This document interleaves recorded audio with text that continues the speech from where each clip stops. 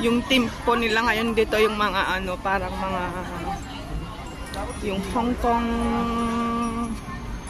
how to say, kasi may mga nakasulat dyan, oh.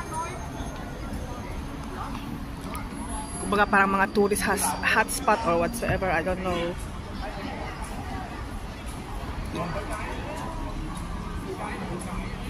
Sim Chachoy. Tapos may mga parang bilihan ng ano, ng mga egg tarts. Ayan. Salisbury Road.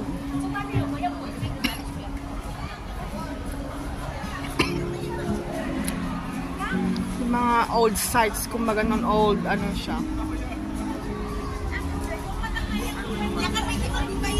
Parang anong gaganda niya.